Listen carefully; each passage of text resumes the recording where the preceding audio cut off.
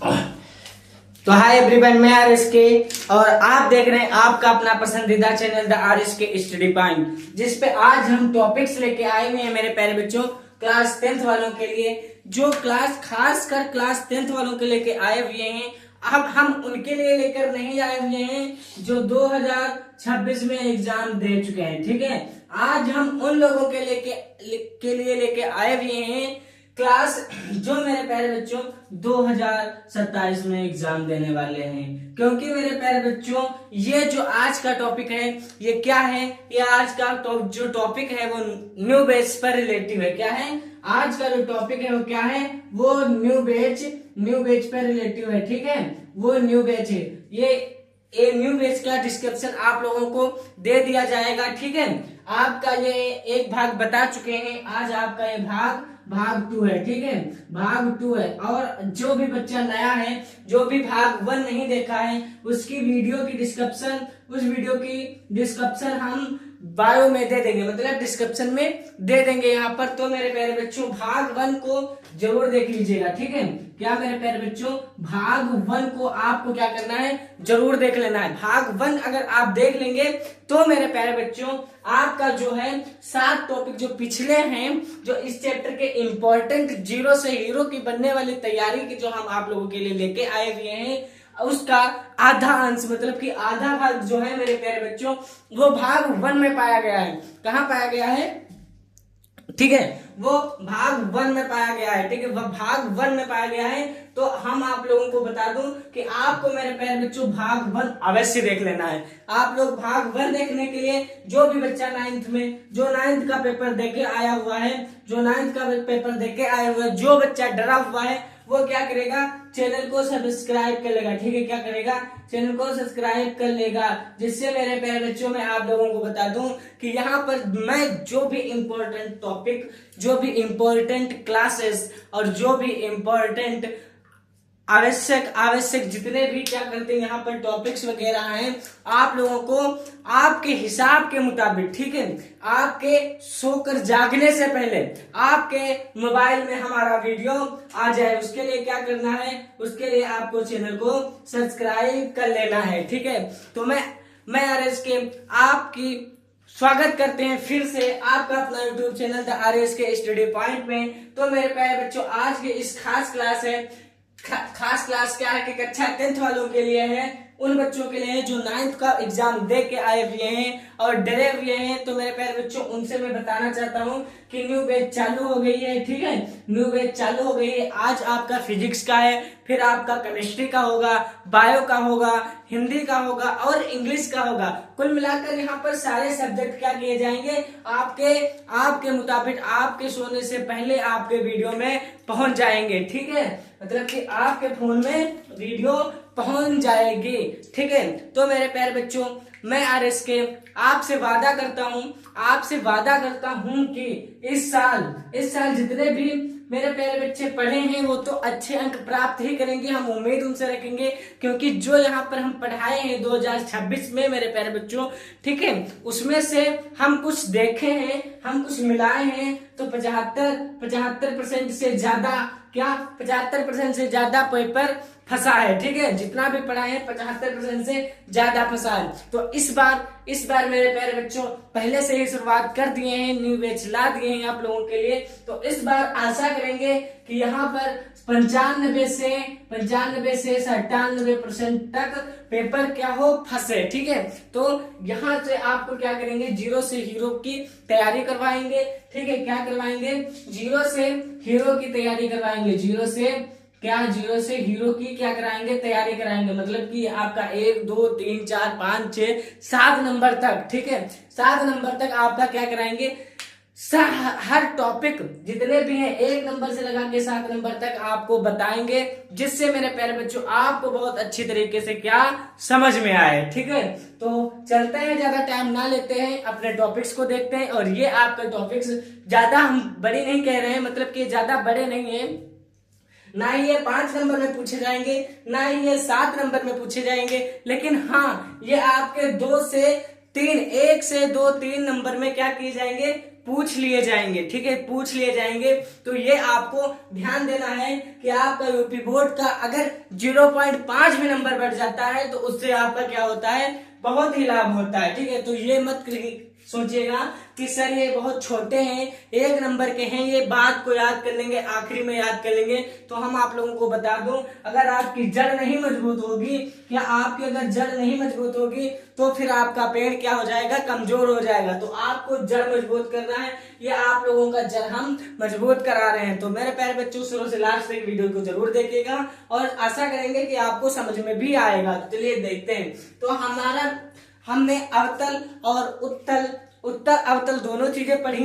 उसके बाद हम यहाँ पे नेक्स्ट का टॉपिक लेके आए हुए हैं मुख्य फोकस। मुख्य फोकस को हम लोग कैसे प्रदर्शित करते हैं या से प्रदर्शित करते हैं। जो इसका मेरे प्यारे बच्चों डायग्राम है और मेरे प्यारे बच्चों जितना भी वाइवा है हम क्या करेंगे, यहाँ पर आपको नहीं बताने वाले हैं, वो आपको बताएंगे कब, जब ये सब आपको अच्छी तरीके से लर्न हो जाएगी। उसके बाद आपका जो पूरा चैप्टर, मतलब कि जो आपका प्रकाश का परावर्तन तथा अपवर्तन पूरा चैप्टर है, ठीक है, उसका पूरा चैप्टर लेके आएंगे। तब आपको पूरे एक एक वाइवा समझाएंगे और एक एक टॉपिक अच्छी तरीके से समझाएंगे। बट उसको समझने के लिए सबसे पहले आपको ये याद होना जरूरी है, जितने भी टॉपिक्स आपको बताएंगे, भाग 1, 2, 3, 4 जितने भी हो जाएं, जितने भी आपको भाग बताएंगे सब आपको लर्न कर लेना है। मेरे प्यारे बच्चों, मैं आपको बता दूं कि आपको इसके स्टडी पॉइंट की नोट्स बना के रखना है, आपको नोट्स बना के रखना है। अगर आपको पीडीएफ वगैरह चाहिए तो मेरे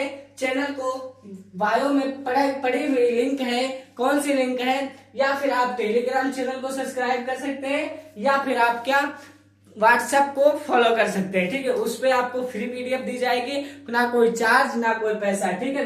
उससे भी आपको क्या हो जाएगा, जो भी हम यहाँ पर पढ़ाएंगे वहां पर आपको टप से मिल जाएगा, ठीक है। तो चलिए देखते हैं अपने टॉपिक्स को और आशा करेंगे मेरे प्यारे बच्चे जितने भी नए हैं उनको शेयर कर चुके होंगे और सब्सक्राइब भी कर चुके होंगे, ठीक है। तो चलिए देखते हैं। तो हमारा क्या है, मुख्य फोकस। अब हम लोग यहाँ पर देखेंगे मुख्य फोकस क्या है, ठीक है। हमने अवतल उत्तर को बारे में समझा था, अब हम लोग मुख्य फोकस के बारे में भी यहाँ पर समझ ही लेते हैं, ठीक है। तो चलिए समझते हैं। मुख्य फोकस है कि जब किसी दर्पण जिनमें दबे हुए तल पर क्या कलाई होती है। हमने आपको क्या अवतल में बताया कि जो दबा हुआ तल होता है जिसपे कलाई होती है, तथा परावर्तन के पश्चात, ठीक है, परावर्तन के पश्चात कह लें या पूर्व कह लें या पहले कह लें, बात एक ही है, ठीक है। वे जिस बिंदु से होकर जाती है या जिस बिंदु से आती है, मतलब जिस बिंदु से आती हुई प्रतीत होती है, ठीक है, होती है, तो उसे ही हम लोग क्या कहते हैं, मुख्य फोकस से कहते हैं। उसे ही हम लोग क्या कहते हैं, मुख्य फोकस कहते हैं। तो यहाँ तक क्लियर हुआ, कोनो दिक्कत नहीं हुआ, ठीक है, कोनो दिक्कत नहीं हुआ।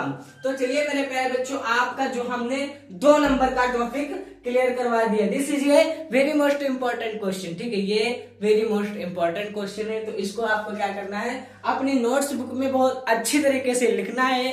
हमारी राइटिंग पे मत जाइएगा, हम वहां पे लिखने नहीं जाएंगे, हम आपको बताएंगे, ठीक है। हम आपको ऐसे लिख रहे हैं कि आपको दिखाई दे, सिर्फ दिखाई दे, ठीक है।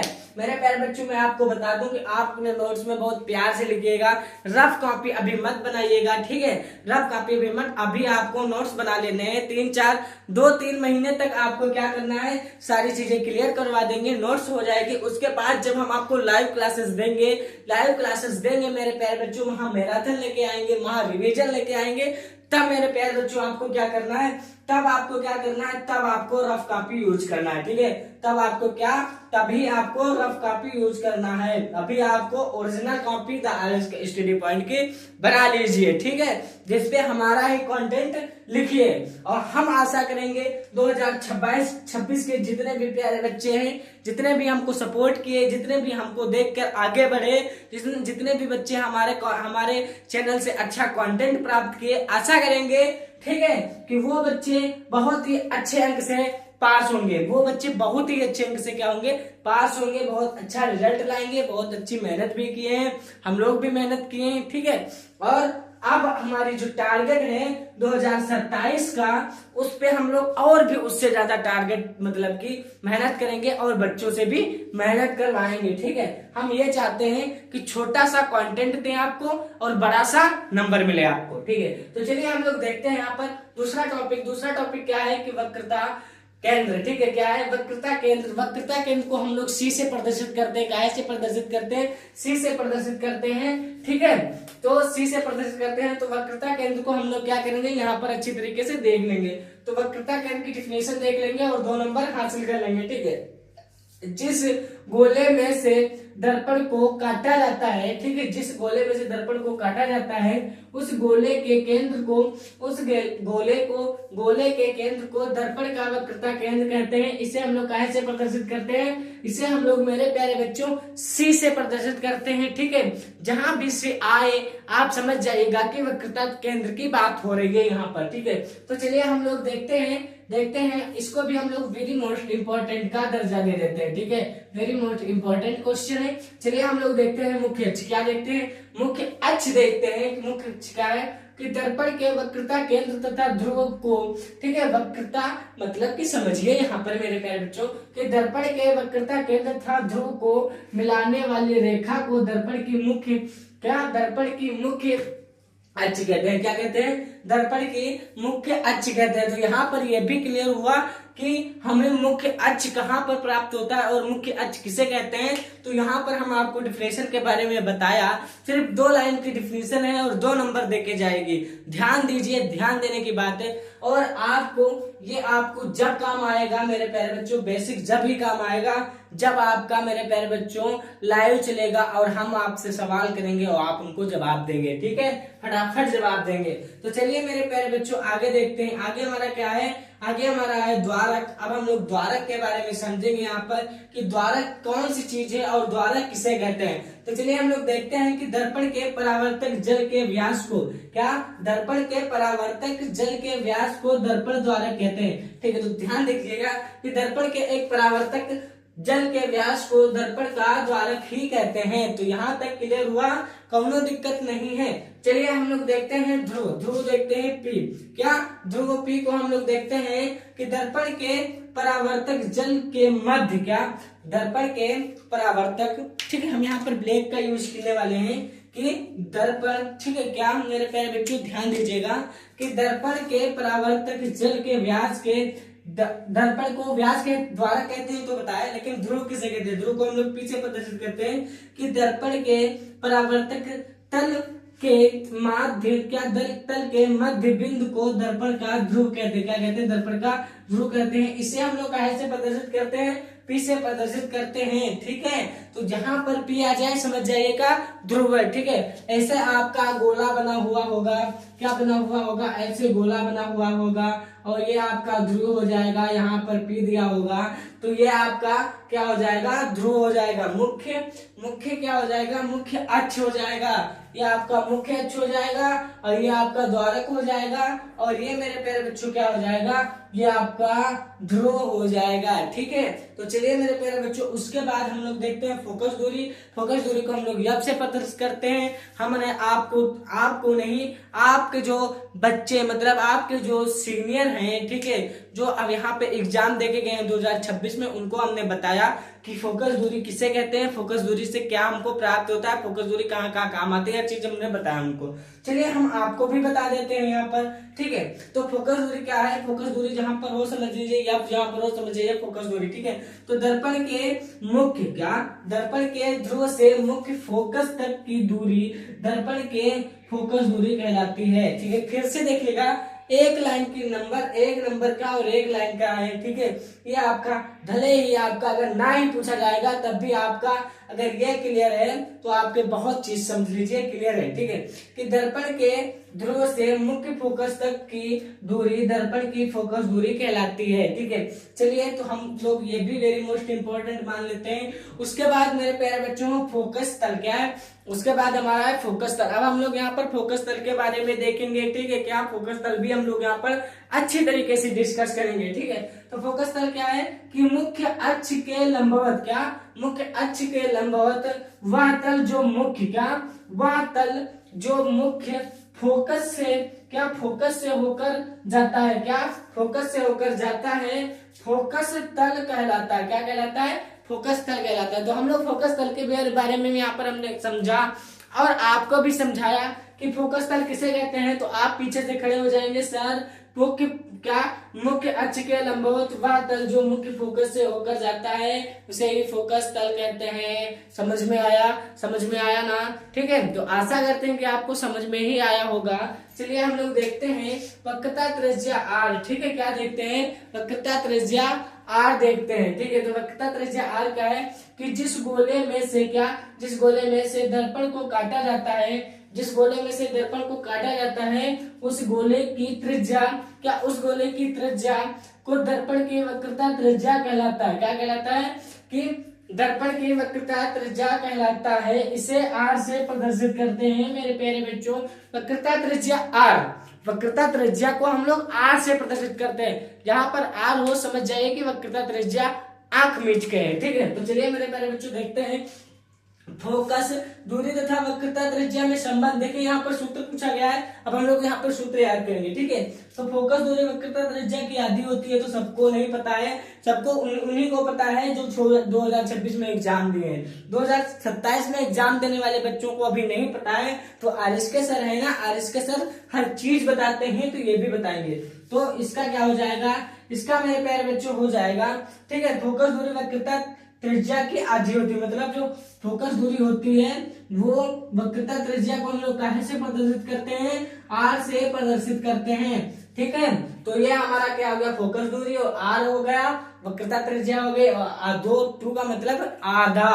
ठीक है, तो यहाँ पर कुछ भी दिया जाएगा, यहाँ पर जैसे वक्रता त्रिज्या 5 या 10 दिया होगा, और यहाँ पर 2 से तो जैसे कट के 5 आ जाएगा आंसर। ठीक है, तो ये आपके न्यूमेरिकल में काम आएगा। ठीक है, तो मैं आरएस के आपकी उज्जवल भविष्य की कामना करते हुए अपना वीडियो को यहाँ पर एंड कर रहे हैं। और ये आपका क्या हो गया? ये आपका भाग 2 हो गया, ये आपका भाग 2 हो गया।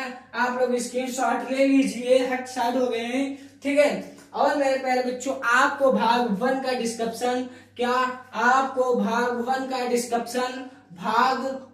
डिस्क्रिप्शन आपको इसी लिंक में, मतलब वीडियो की लिंक इसी में मिल जाएगी। अच्छी तरीके से आपको क्या करना है, मैं आप लोगों को बता दूं कि अच्छी तरीके से आपको उसको देखना है। क्या करना है? अच्छी तरीके से आपको उसको देखना है, आपको उसको अच्छे तरीके से देखना है मेरे प्यारे बच्चों, और समझना है, क्योंकि जो समझता है वही आगे बढ़ता है। ठीक है, वही आगे बढ़ता है। तो चलिए मेरे प्यारे बच्चों, मैं अपनी वीडियो को यहाँ पर एंड कर रहे हैं। नमस्कार, मिलते हैं नेक्स्ट वीडियो में। और हम नेक्स्ट वीडियो लेके आ रहे हैं भाग 3 लेके आ रहे हैं। जो मेरे प्यारे बच्चों वही चैप्टर प्रकाश का परावर्तन और अपवर्तन, ये खत्म नहीं होने वाला है, क्योंकि ये कुछ बड़ा चैप्टर है। ठीक है, इस चैप्टर से आपको 9 अंक प्राप्त होने वाले हैं। तो आप लोग याद रखिएगा कि 9 अंक ऐसे प्राप्त नहीं होने वाले हैं। पूरा चैप्टर को आप जब तक मक्खन की तरह खा नहीं लेंगे तब तक का यहाँ पर 9 नंबर आपको नहीं मिलने वाले हैं। इसीलिए आपको एक नंबर पहले प्राप्त करवा देंगे, उसके बाद हम इस चैप्टर से वादा करते हैं कि 9 नंबर दिला के जाएंगे।